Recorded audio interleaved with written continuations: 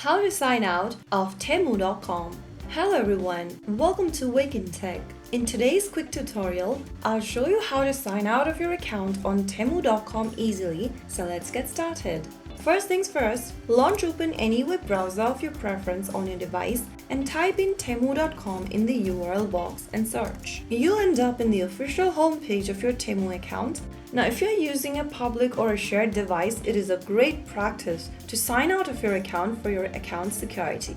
So in that case, go to the upper right corner and you'll be able to see your info over there along with your profile picture. Simply mouse over to that and in the pop-up scroll all the way down and you'll see this sign out button right underneath switch accounts. Before clicking on that button, make sure you remember your credentials. That is basically how you previously signed into your Temu account.